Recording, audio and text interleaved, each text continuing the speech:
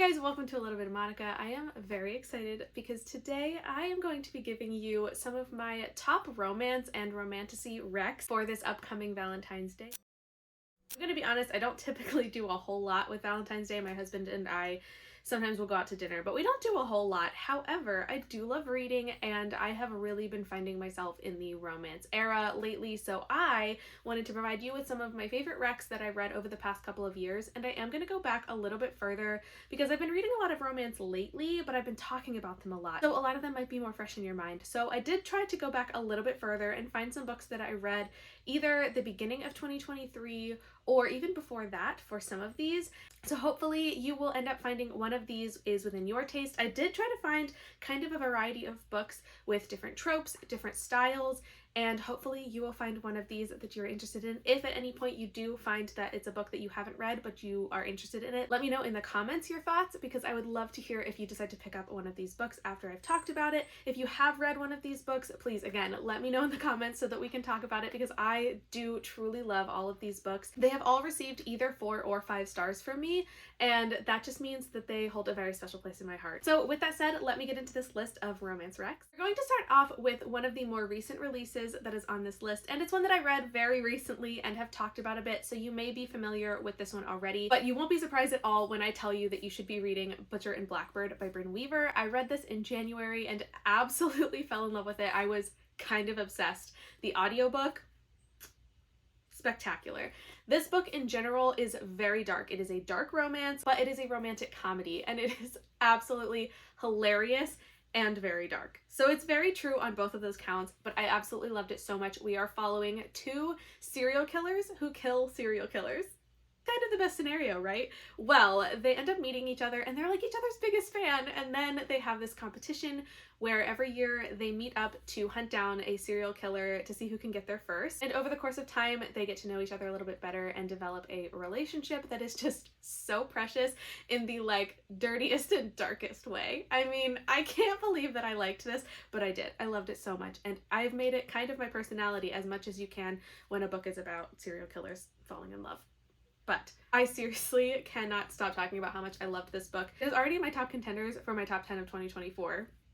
So if that doesn't tell you how much I loved it, I don't know what will. But there are some really pivotal scenes in here that are going to stick with me forever. It's very unique for things that I've read. I had not read serial killer romances much, if ever, before this. So this was very different, but I absolutely am obsessed with it. This one I definitely highly recommend that you read the content warnings, because there's a whole page and a half of content warnings that are very in-depth, but also it's written in a way that if you still feel comfortable reading it, I feel like reading the content warnings actually will make you more excited to read the book because of the way that it's described. So I hope I've sold you on this, but also I hope that you take into account that it is a dark romance and it's very dark. And when I say it is very spicy, I mean it. So do with that what you will, but this book is a definite recommendation for this year, for this season, because I loved it so much and I hope you do too. The next book on my list is going to be a little bit more of a reserved type of romance, and I think it's more of a traditional style of romance, but you will be familiar with this author because Rebecca Yarros is a romance author before she wrote Fourth Wing, and The Things We Leave Unfinished was one of my favorite books that I read in 2023, and I absolutely cannot stop thinking about a couple of the scenes that happened in this book. This is, like I said, a little bit more traditional. It's a slower, it's not really rom-com style, but this does take place in 2 timelines. So we are getting the main character, Georgia, whose grandmother was an author and had started writing her life story. After she's passed away, another author is brought in to finish that story. But Georgia and Noah, this other author, do not get along when it comes to what the story should look like in its finished piece. So the 2 of them are going to butt heads, but essentially they're going to fall in love eventually. It's just inevitable in books like this. However, the second timeline that we're getting is the love story that Noah is helping to finish write. It is Georgia's grandmother's romance, and it really takes you on a roller coaster of emotions. I cried multiple times reading this, and I remember reading this in a hammock with my sisters on either side of me, and I had to cry silently to myself so that no one would know I was crying over the book I was reading.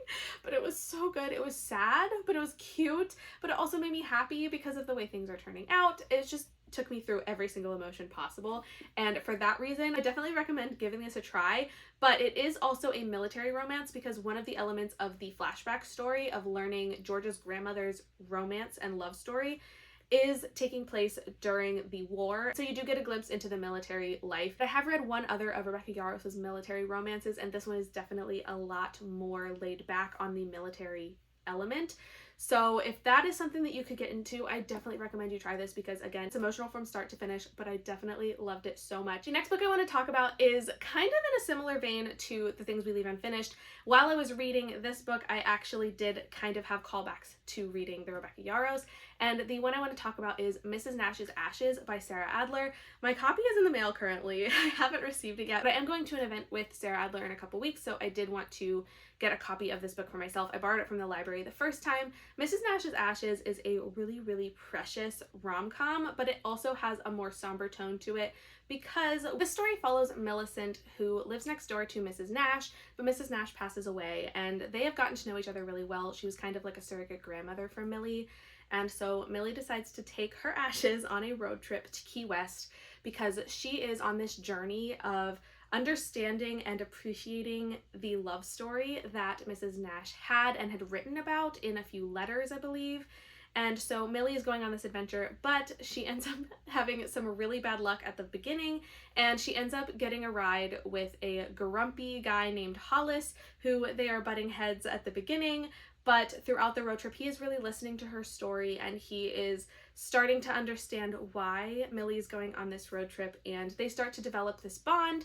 They go through a lot of really crazy things that happen, some weird places that they have to stay. So Millie is taking these ashes down to Key West to deliver them to someone very, very important in Mrs. Nash's life, and it's kind of a race against time because she knows that she really needs to be able to accomplish this in order to have some sort of clarity and honestly like a self-discovery. And I just really, really loved this story. Like I said, it kind of reminded me of The Things We Leave Unfinished in the sort of flashbacks that we're getting to the love story that Mrs. Nash had and how that had impacted her life and what Millie is searching for in her road trip, but then also the present timeline of Millie and Hollis and the way they don't get along and then eventually have to get along, and what unfolds there is truly beautiful. So in this book, we are getting a lot of forced proximity because they are on a road trip together. There is going to be a one bed trope where they have to share a bed during a storm, and it's precious, but they also just get to know each other so well, and it has this really beautiful flow to the story, and I absolutely loved this. So I gave it 5 stars and have been thinking about it a lot lately,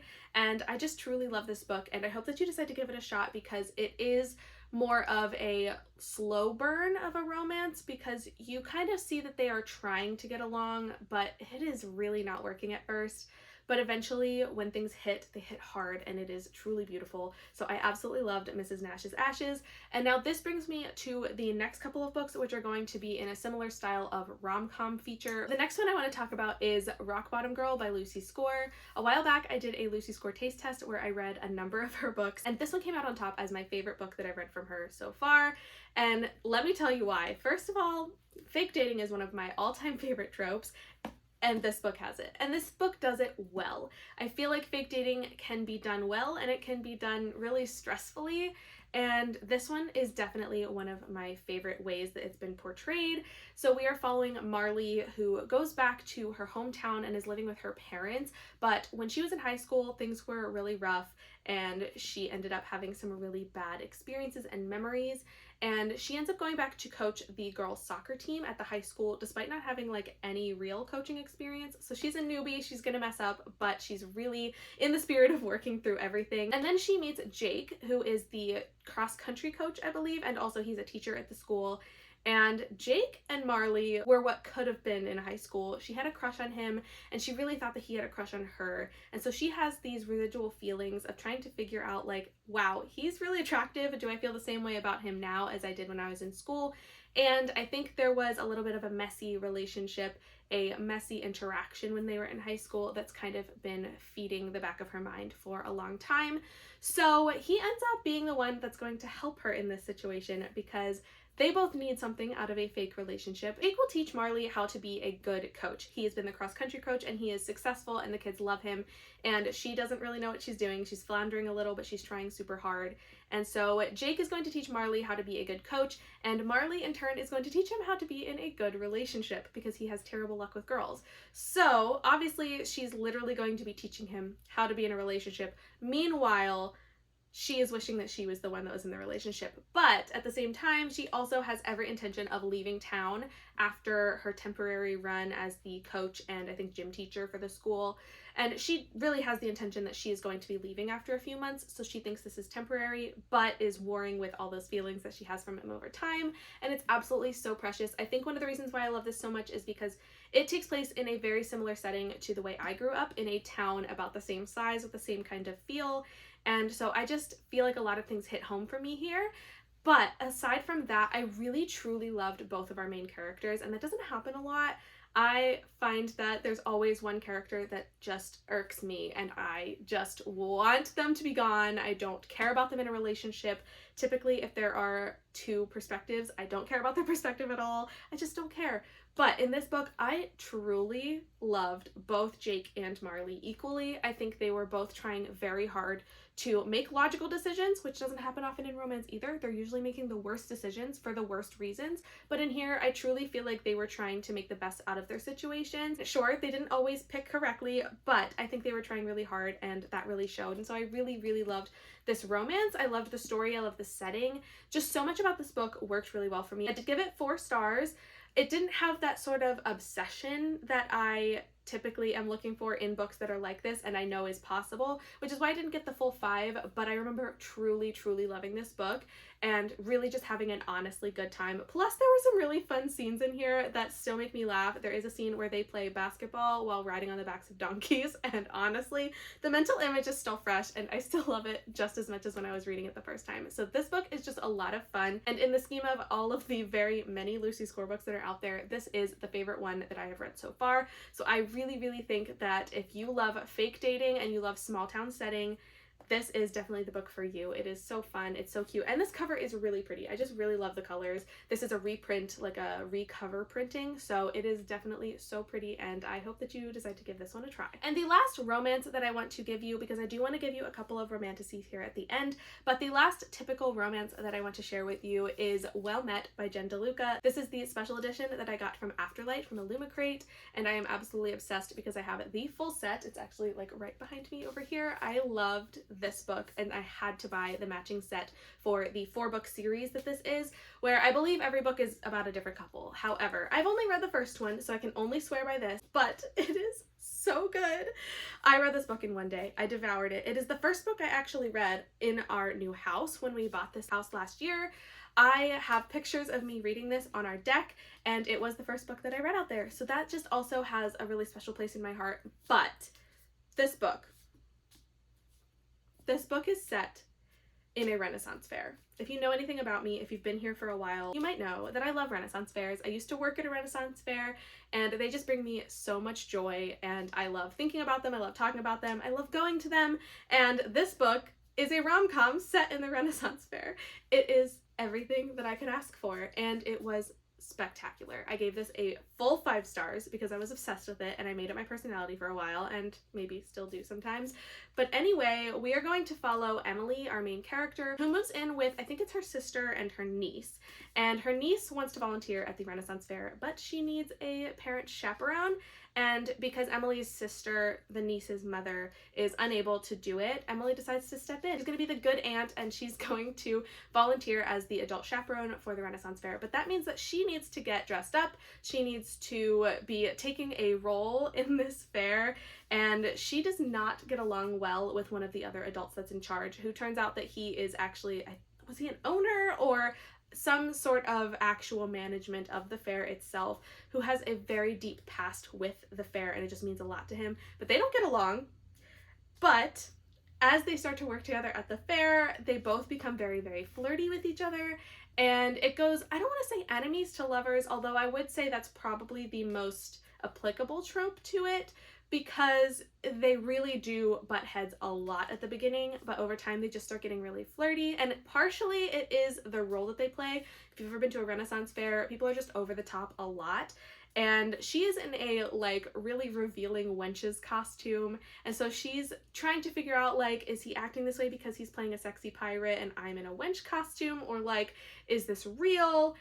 There's a lot of questioning and just not really knowing what's going on, but ultimately they end up having this really beautiful progression of a relationship that is so precious, and I loved it so much.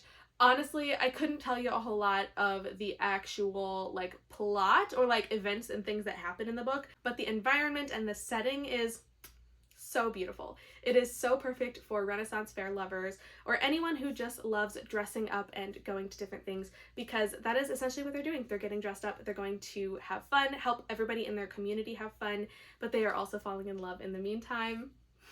It's just so good. And the fact that there are 3 more books in the series that are going to follow other people that you encounter throughout the story. So I know that the second book is a couple of characters that you do meet in this book, and you can kind of tell when they mention them that, like, oh, I think they probably will have their own story coming up, and they do. I don't know who the other books are about. I haven't looked too far forward, but I will be reading the rest of these books this year, because now that I have the really pretty editions, I definitely plan on reading the rest. But for now, Well Met is still one of my favorite rom-coms, and I will never stop thinking about it because it's the Renaissance fair. So if you love Renaissance fairs, or you love a little bit of enemies or rivals to lovers, and I don't want to say it's slow burn, I don't think it's very slow, but I do think it is a pretty clean romance compared to some of these other ones on my list, and it genuinely is just such a good, light, fun time of getting to know these characters and seeing their relationship progress.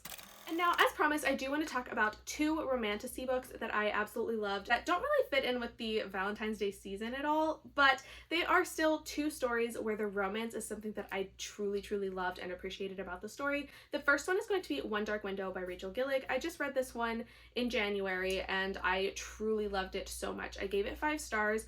This book is a darker undertone. It is more fantasy aligned, but essentially we are following our main character, Elspeth, who has this voice in her mind that helps her to do things or make decisions on things, and it is essentially this like nightmarish beast that lives in her head, and it is kind of terrifying for her, but she is learning over time to kind of understand what it wants, what it needs, and she ends up having a run-in with the captain of the guard, I think he's the captain, Raven, who becomes the romantic interest, and essentially together they are working with kind of like the rebellion team to collect these Providence cards that hold power and magic, and when you collect the full set of 12 Providence cards, they will have the ability to rid their community of this mist that haunts them and surrounds their town or their city limits. And it is this really, I don't know if it's like poison, or this mist can kill people or make people go crazy, and it is just a really big danger that they are trying to eliminate. And the king claims that he is also trying to accomplish the same goal. However, some people on the inside know things are not the way they seem. And so despite Raven working for the king, he and a number of other people are working actually against the king to collect these cards first. The trick is that there are only so many of each of these Providence cards, and they work kind of like the 12 Days of Christmas. Like, there's 12 of one card, there's 11 of another card, there's 10 of another card, all the way down to the bottom where there is only one of a certain type of card. So whoever holds that card essentially holds all of the power, all of the ability to control whether or not the cards all connect and they can rid the world of this disease. So it is kind of this really intricate magic system that I really, really loved. But aside from the magic system, because that's not the point of this video, right?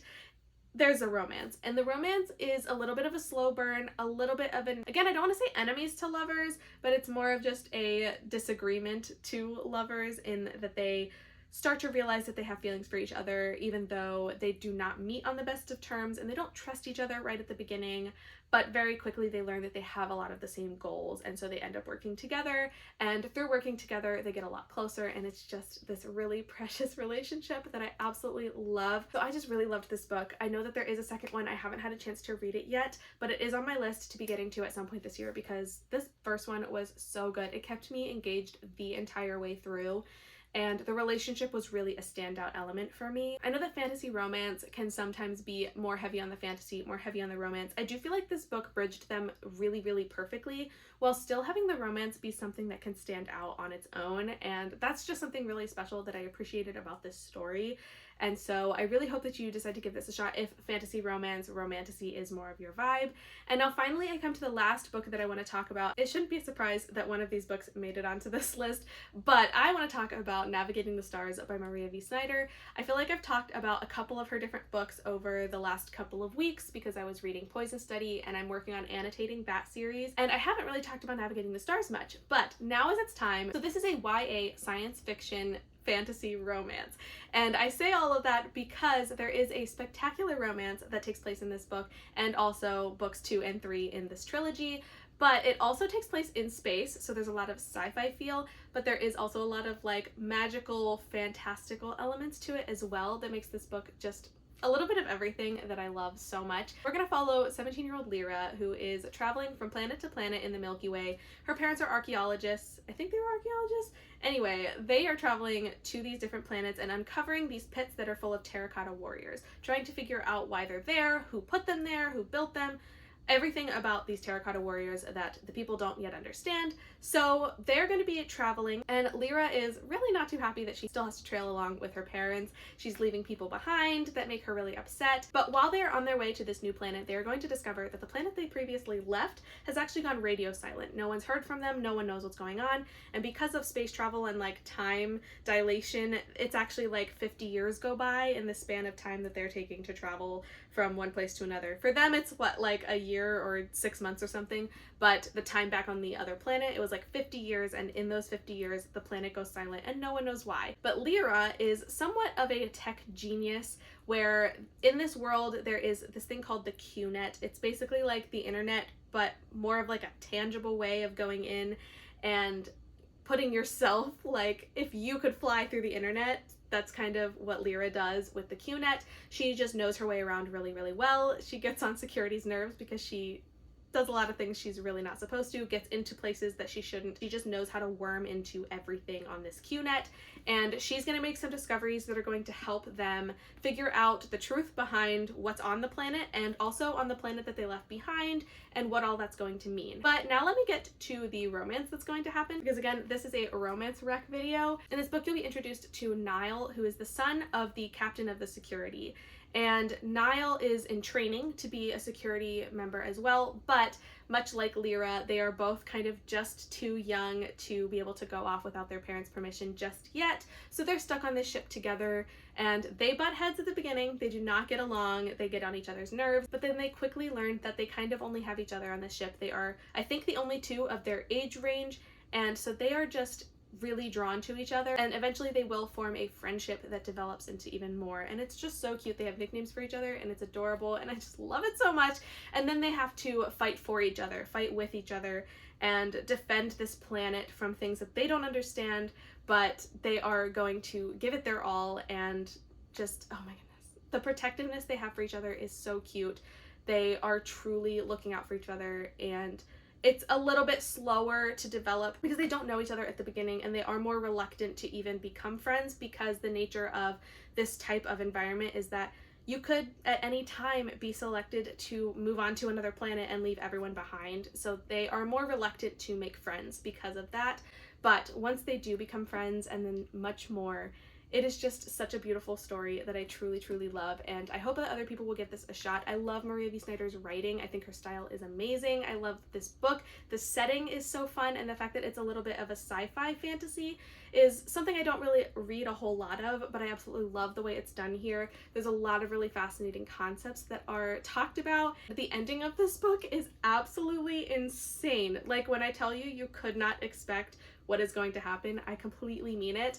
And going into the second book is just such an exciting time. So I really hope that you will decide to give this one a try if sci-fi, fantasy, and romance are things that you are looking for, because this is a lot of fun. The characters are fun, they're cute, they're teenagers, so they're young. It is definitely a YA feel, so go into it prepared for that, but also they're just so cute. And I think the intricacies of the way the QNet, like this internet type of web, works, and the way that it interacts with the work that they're doing on the planet of uncovering these terracotta warriors, which are super important.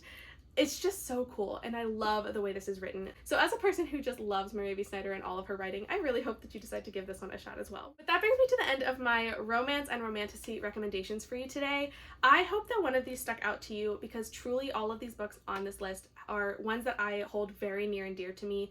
They stuck out to me while I was reading them, and they just feel like books that I want to talk about more, books that I hope other people are going to look into. Obviously, some of them are more well-known than others, and that's okay, but I really hope that some of the lesser well-known ones or less talked about ones will gain some more traction and some other people will give them a try, especially because we are into this Valentine's Day season, the season of love and people wanting to read a little bit more romance. So if you are looking to bring a little bit more romance reading into your life, definitely consider giving some of these a try, especially because I did give you a little bit of a variety, some that are a little bit more clean, rom-com, fun feel, versus others that are a little heavier, a little darker, some that have fantasy, some that don't, some that have a historical element, and others that don't. I gave you a little bit all over the place, so I hope that you're able to find something that you will decide to pick up after this. I want to thank you so much for watching this video. I hope that you will subscribe so that you can follow along with my journey as I continue finding new books that I love to talk about and love to share with you. But for now, that is all I've got, so I want to thank you again for watching, and I hope that I will see you in the next video. Bye!